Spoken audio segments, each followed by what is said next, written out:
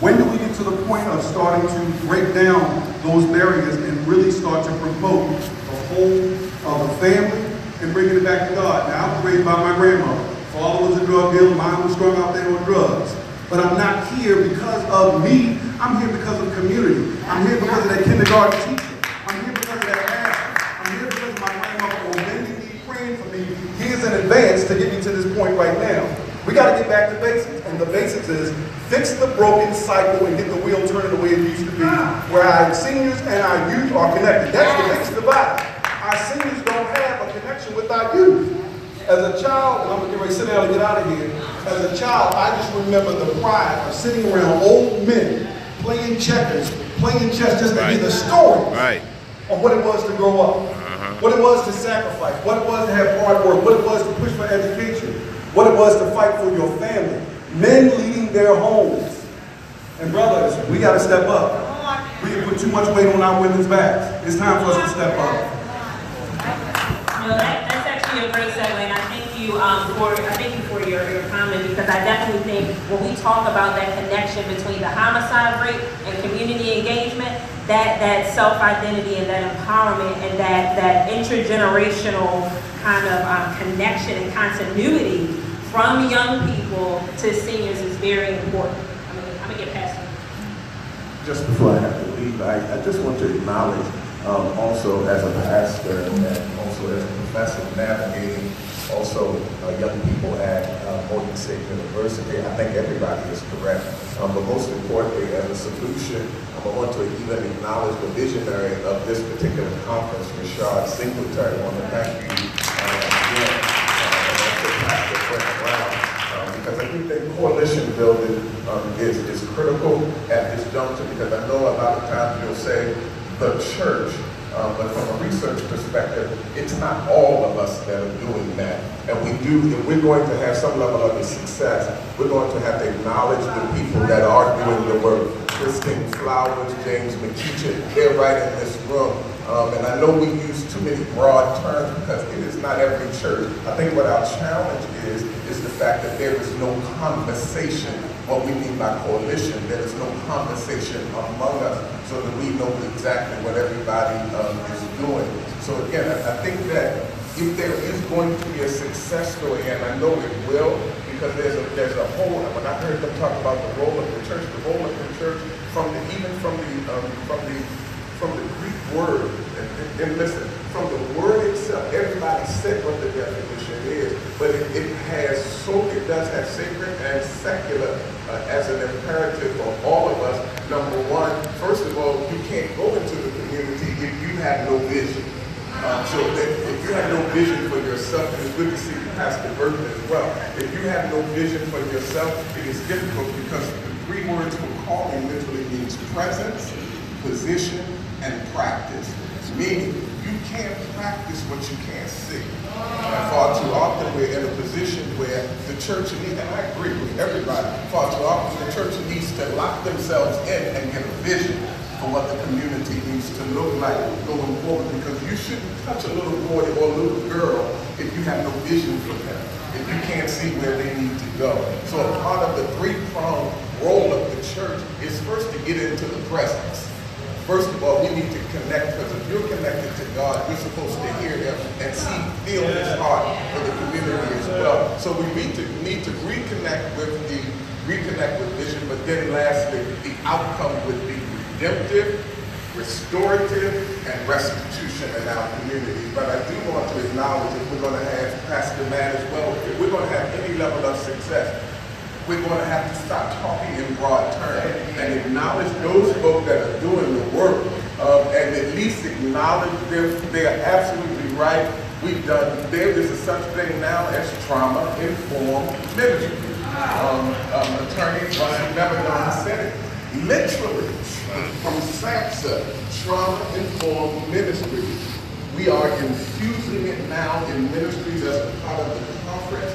But the acknowledgement of the fact that, if you heard me say, the consent decree is under the leadership at this point of the church. So again, what I'm saying to you is, if we're going to have any level of success, we're going to have to acknowledge wins for everybody. We're going to have to acknowledge every entity, these fine people that are sitting up on this podium. I appreciate you. I honor you for the work that you do. We need to have more conversations where we now go from this conversation to strategy building, action, and planning. If I'm available for that, no more talk. Let's do the work because it is critical. It is an urgency that we're in right now. It is a fierce urgency of right now. So again, let's do that. And I again commend you, Pastor Rashad. And you actually made a great point because there are churches out here that are doing, what you're talking about reaching out into the community. And so we have, for me, also from the community, but then also as a church as well, we have to do a better job of highlighting those things within the community in a concerted way. That they have the sustainability, they have the funding, they have the coalition building with the police department, they have the coalition building with public health programming, they have the coalition building with our local government, state government, and also our federal government officials as well. So we're going to go to the next question. Yes. Sorry for being late, but I'm one of the people who, I'm going to play the devil's advocate right now. Because I'm on the corner. I stood on the corner with Taylor Haynes for 14 days by myself. Very rarely did I asked many people to show up, but many people did not come. Amen. Now I will say that I am a Baltimore City Police chaplain. I'm a part of the program. Now some of them have showed up on occasion, but when I say stand, I mean stand. When a young man was beaten up or when the situation happened in the corner of Milton and Luzerne, I was there. I did the visual for Colonel Russell, for Sister Smith when she was stabbed to death over there on Valley and Eagle Street. I'm saying to you all, as Pastor said, Nevadon said it, many of you all said, it's time for the stop. It's time for us to start training people to come out the walls of the building. Tell the truth. We are the church. Yes. When 2 or 3 gathered in my name, touching and agreeing, I shall be in the midst of them. We can't have church inside the building. Right. Transient churches. Most pastors live in the county, don't live in the city, and don't live in their communities anymore. Most pastors live this kind of way, that way or the other, and you can't pay your gas and electric bill. You can't come there and get it paid. Most people can't or will not have the doors open up the branches on until Sunday morning. What? Oh my The community wants to come into the church. You should let them in. Let them in. I said, and I know for a fact that there's 10 churches this year that will start feeding people on the inside of the building. I know that we're going to have a homeless summit at Morgan State University after Pastor Daniels and I get this thing together. We had a gang conference at Morgan. We did a fantastic job of showing people what to do and how to do it. Again, I'm not bragging about who I am because I'm just a humble servant of the Lord. I'm a sanctuary without walls ministry. I serve when I'm supposed to serve. I serve when I'm not supposed to serve. I do what I need to do when I need to do it when I don't feel like doing it. I'm telling you, I don't get paid to do anything but serve God. And I'm asking you all now, we need to, all these forums, all this stuff, we need to start training folks. We need to start having workshops. And guess what? This is my final remark. I want to hold the forum with the homeless folks. I want to hold the forum with the children. I don't want the panel sitting like that. I want them there just so that they can tell us what they need. I don't want to do that anymore because, again, we have the solution, but we're not solving the problem. Every year, 300 plus people are dying in our city.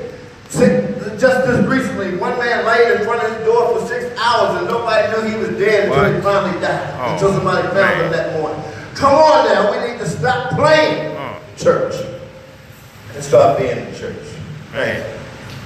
Thank you. I gotta shake your hand. Listen, Share bro. something Praise as the well. Lord. As we're saying, take action. We have to step outside the walls. Something that's really important is what's the message? Getting on a common language, a common ground. We can sit here and say we have to step outside these walls, but what is the message? What are you saying to folks, right? Because if you're leading with, I want to introduce you to Christ, that may not be their need in that moment, right? So in order to do that though, and this is going to be tough to hear, you have to check your preconceived idea of what a Christian looks like. You have to check your preconceived idea of Talk what to me, Pat. someone sitting in the pews or the person that we should help. I watched a woman looking for her daughter, out on the street looking for her daughter, and she asked every person that walked by, have you seen this girl? Have you seen this girl? There's a homeless man that's been sitting there for weeks. He's probably seen her daughter 15, 20 times. She never thought to ask that homeless man because she had a preconceived idea of who could help her. So, part of it is, what does it mean to take action? What are we saying? Because we can say that all day, but what about the person who's an introvert, who's a little nervous? What's their role in stopping the violence? They're in the church, but what's their role in the community? Right? What does that look like? And so I think at some point, you have to get to the framing of what does action look like, and when you're creating a vision, is it your vision? Is it the vision of the people who have been sitting in the pews for years and years, or is it the vision of the community that you're supposed to be? And that's a great segue into talking about the reduction, the community engagement as relates to the homicide rate. When we're talking about reducing these homicides, what strategies can we realistically do to reduce these homicides from the church's perspective? Well, I think it's about need, and to kind of answer your question, Janelle, it's the church has to let these young folks know that we're here, and we're here for you. And the question has to be, what is it that you need? If you need a job, who is it that can I go to Lindsay from DPW and say, hey, Lindsay, what jobs are available in DPW? What can the Hip Hop Caucus bring to the table? Can I go to Gardell and say, okay, is there a job inside Safe Streets? So we have to look at, okay, how many of these kids are applying for youth works? I talked to a friend of mine about this last night because I knew I was going to be on this panel, and he's more connected to the streets than I am. So, my question to him was, the drug trade in Baltimore has been, I said, an underground economy for years. He said, no, it hasn't been an underground economy, it's been the economy. In certain neighborhoods, it is the economy. So that's how we have to, from a church standpoint, say, okay, if that's the economy, how do we switch away from that economy?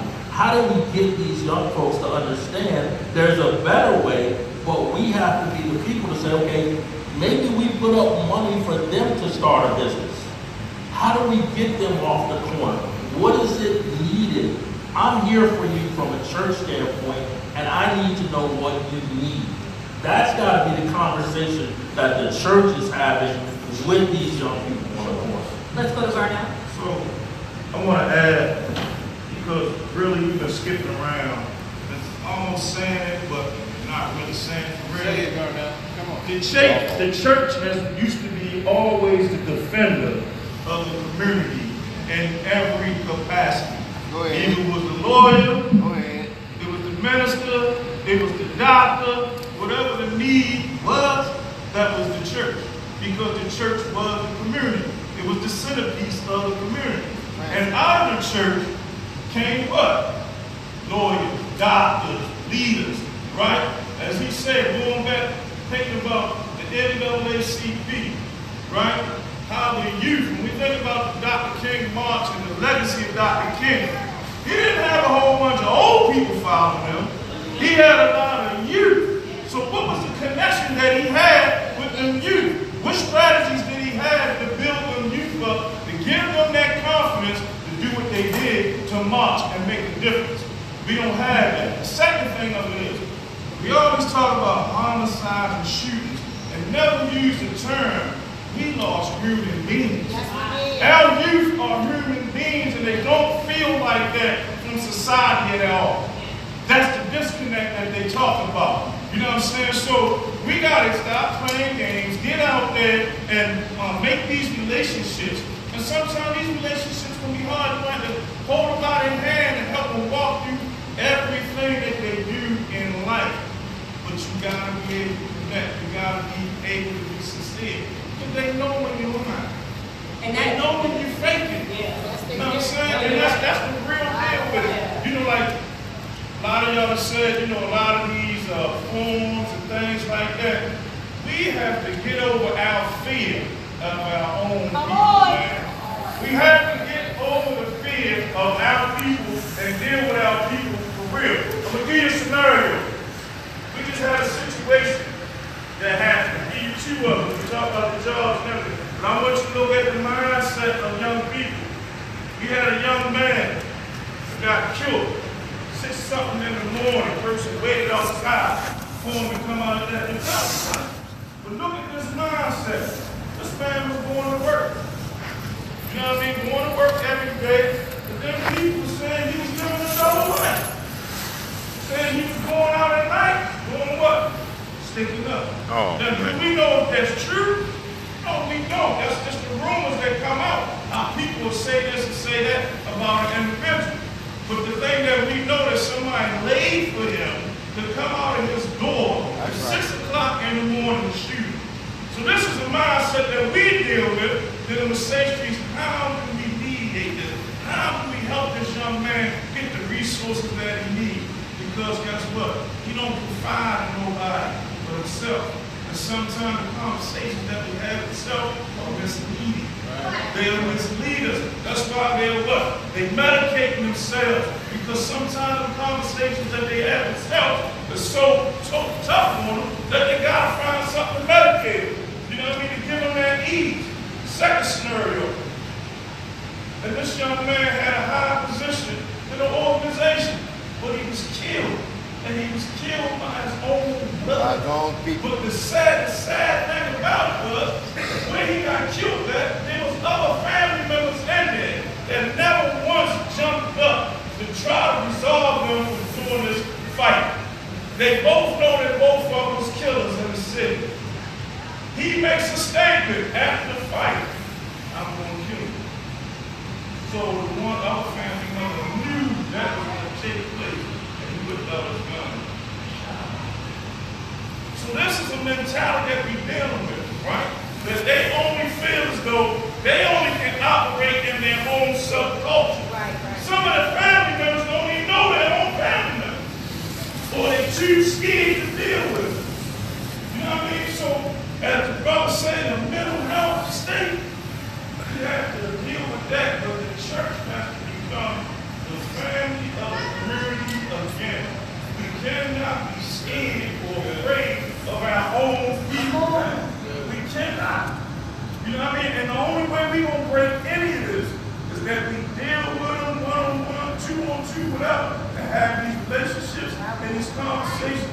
You'll be surprised that load that some of these young men and women are carrying, and they have nobody to talk to.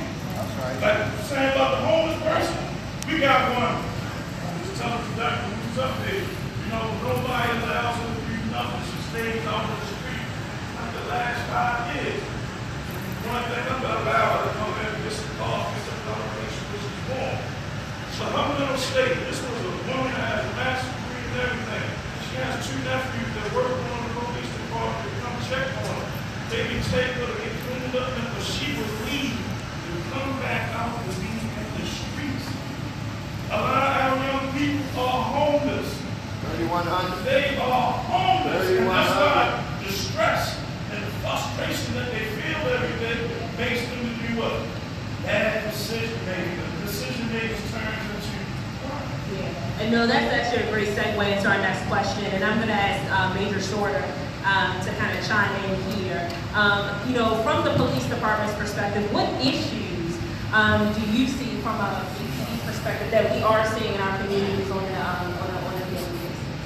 Okay, I'm gonna start with this. I think this connect starts at home first. We keep talking about what the community is going to do, and like I mentioned before, one of the institutions of social control, the very first one is the family. The breakdown in the family has caused a lot of this violence to happen. Dr. King once said, all evil needs to cease and good needs to be done, right? So as a result of that, the black men in the community have failed us. And I'm part of that community that has failed us.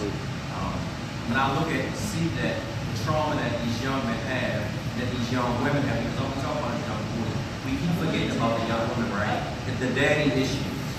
My daughter, she goes through the same, it's the daddy issues. As men, we failed our children. So our children look up to people who these false role models that we have. We need to fix it. We need to give them positive role models. We need to focus on education. We need to focus on mentorship. We need to focus on employment. If I give you a job, if I don't teach you how to keep it, you're going to be right back on the point. If I tell you to get off the phone, what am I giving you as a replacement to feed you, right? We're working with now, we're trying to do some things with people with squeegee boys, right? They just say get off the phone for what?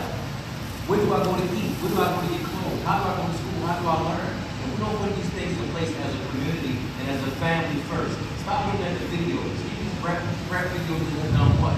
Destroyed our communities. It's not by happenstance, it's by design.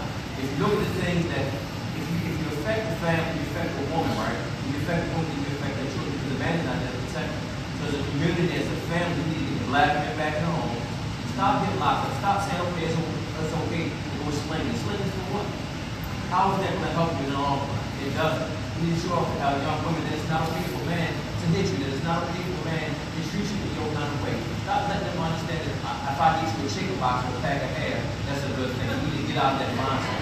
We need to help them understand. I need to put something in place to build that wall around you. If I don't protect you, how can I expect you to protect the child that you won't have supposed to?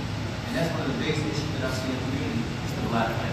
Yeah, and so let's bring it outward. Let's start talking about some other issues within our community that's impacting the violence and the homicide. Really quickly, Daniel Kennedy, Assistant Pastor, Gospel Tabernacle, West Baltimore, 31, to Warwick Avenue. I want to go back for just one moment, and we were talking, we were mentioning that we need to go out into the community, we need to go out. But one thing that we need to do, not only is it a mental wellness problem in the community, it's a mental wellness problem in the church. First thing, before we even go out, like Janelle said, we need to understand, number one, what are we saying? What are we doing when we go out? Because some people going out in the unshundle, I'm going to pray for you, and you're going to be, no, that ain't going to work. Because my grandmama prayed, and I'm still broke. But it's not just a mental wellness on the outside, it's a mental wellness on the inside. We, the church, must admit we've messed up. And we are messed up. I mentioned Martin Luther King. Martin Luther King was 26 years old when he led the boycott. He was 26. The church now doesn't respect youth, so why would they go out to bring youth in to tell them, come in, sit down, and shut up? That's why we can't connect with the youth, because we don't respect the youth that we have in the house. And so if the church is going to go out to get youth, first you got to show that the youth have a voice in the church and in the building, because I'm not going to come into something where I know my voice ain't going to be heard. So the question becomes, are we willing, number one, as the church, to admit that we're messed up? And now, how do we fix it? How do we then respect the voices that we have in order to go out and grab? People gravitated to Martin Luther King. The youth were supporting him because he was a young man doing his thing. And we have young men and women in the church that have great ideas, that have great voices, that have great connections, that have great viewpoints on things. But the church has to say, we respect the young voice, the young adult. Because, growing up, I'll just go generation. My mother's relationship with her parents was, they may have known some stuff, but they didn't talk about family issues. My mother's relationship with me was, I knew some stuff, but what happens in my house, stay in my house. It was kind of like this is the norm. But now it's like, my generation is like, no, I need to know why this stuff is happening. Y'all told me don't sit on Uncle Ray Ray lap because you just don't sit on it. No, our generation is saying Uncle Ray Ray got a problem and that needs to be fixed. We need to talk and we need to have these conversations and stop letting our youth think that their opinions and their views and their mind isn't valuable to us. So the church has to first admit we've messed up. And now we got to fix ourselves, and we can't go get what who don't view themselves as being respected. And I think the way that we get there is to acknowledge not only who we are, how we become who we are, why we are, what are we doing, and with whom. When we understand that we are serving is really ourselves, when we see ourselves and see others, it really lends our hearts to lean in. It's not about judgment.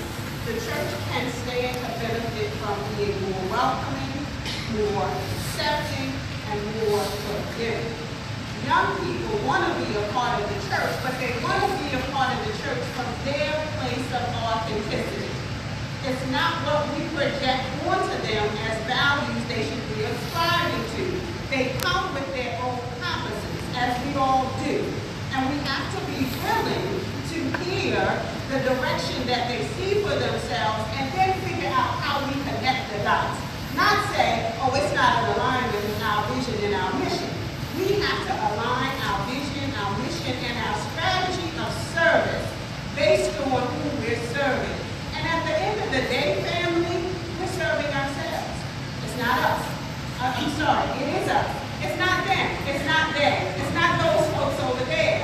Every child is our child. And that's the premise that we have to operate from. Once we destigmatize mental health, we can address mental health. Once we say, Uncle Bobby is filling up those children and we need to get him out of here and get him some help, what we also need to do is to help that child and say that was not right. That is not acceptable. And it does not diminish your humanity. You are still a whole person. And we got to get away from our actions of the past of sweeping things under the rug. That's pretense.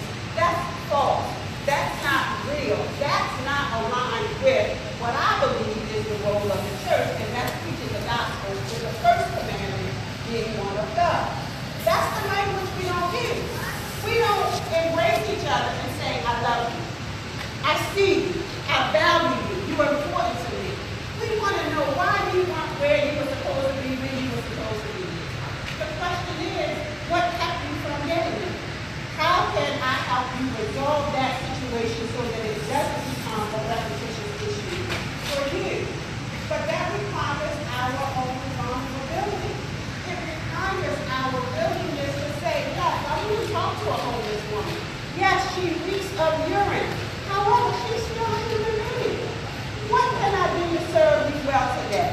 And how can I partner with you in that process? No, that's a great segue. And so, I'm a big proponent of practicing what I preach. And so I actually want to hear from young people. The biggest thing that, and I'll get you to up top as well. The biggest thing when we talk about, we talk around young people. We talk around young people and actually instead of hearing, some of the issues that they are facing within our community. So I know I'm putting you on the spot. I know I'm putting you on the spot, but I really want to, I really want you all to, begin to talk about it because young people are getting killed at astronomical rates in our city. And so if we really want to, keep it 100 about reducing the homicide rate, we really need to be talking about the issues that are faced by the predominant demographic that's being affected by the homicide rate. Good afternoon, everyone. The way I feel is the way the man up there said, I forgot your name. But you said we have to stop being afraid about people. And I feel like that's a big factor because even as being a young person in society, but also being in the church, I feel like the older people are intimidated by us. And it just feels as though that there's no one there to say, okay, I want you to be better than us. I mean, I hear you say it, but I don't see you doing the actions to try to make it better. And that's what discouraged me at times, I'm not gonna lie. It's because you got so many people who have these titles and they high up and they call themselves leaders, but they won't help you become the leader of what you're supposed to, maintain and come over. So it's just like, I hear you preaching, but I don't see you walking. I don't see you protesting to what you believe. And you want me to believe that you have my best interests at heart, but then when I seem like I'm getting a little better than you, you cut me off. Yeah. And that's not what we're looking for. So it's like, it's easier to go to someone outside the world who's doing bad because they'll help you get better.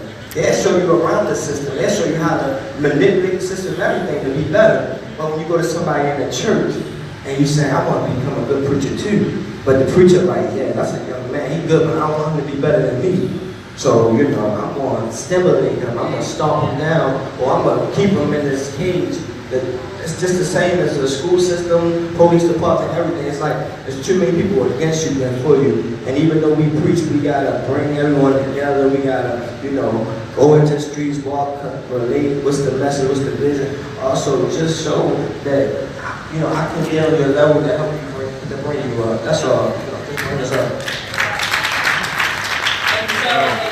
And so what I hear is just not only a lack of accountability, but a lack of mentorship of bringing up, the younger generation. And just to tie that to what I was talking about before, the lack of self-identity.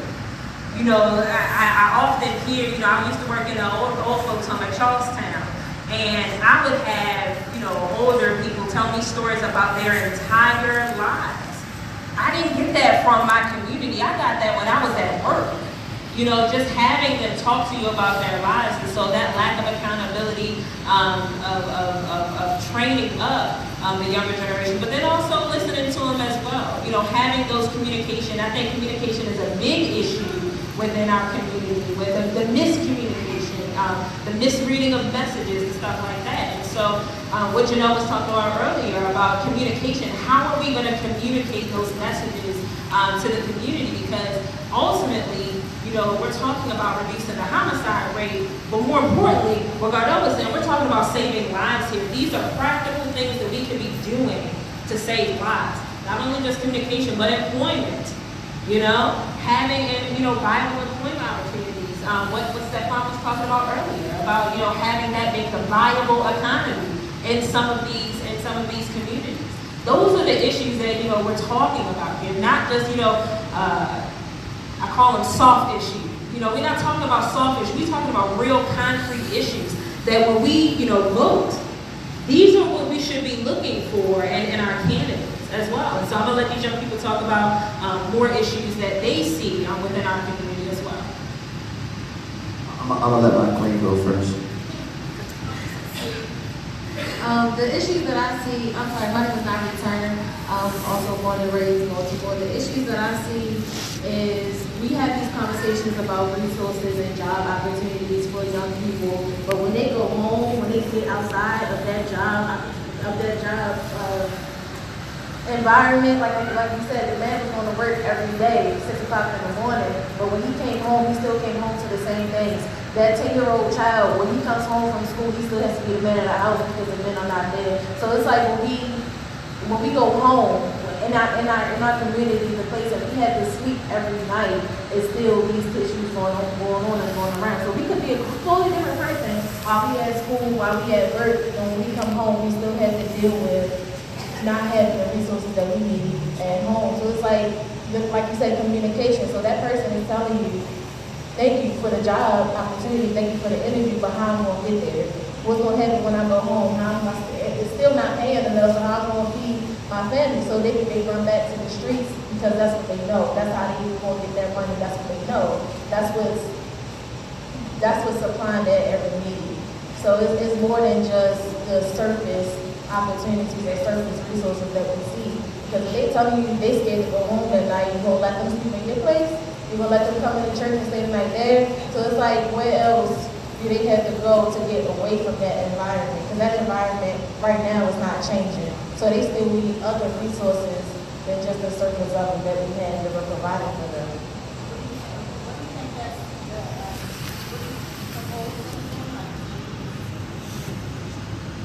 I think centers, places for them to sleep at night that they know that they're going to be safe and that crime is not welcome in. There's a lot of homeless shelters and places of that such, but not for young people that aren't looked at as actually needing it. They have that house, they go back to their grandparents' house or their mama's house. But that place and that community surrounding them is still bringing that balance. They still have to hold their own. They still got, walk with their strap because they feel like that they have to protect themselves when they go in that community. So if they being pulled out of that community, if everybody's being pulled out, once they go back, there's going to be a change. That's exactly what I was saying about the danger in developing a vision on your own. Because you want to know what is the greatest need. You can't determine that, jobs, that's what all the youth need are jobs. There are other issues that they're dealing with. So the conversation is, what is your greatest need? I told you all that I'm a equity, diversity, and inclusion specialist. Equity is about creating fair opportunities for people to reach their full potential. Fair opportunities doesn't mean that I give you the same thing that I give him, that I give him, that I give her, right? It's about what is your greatest need. And if you're not having that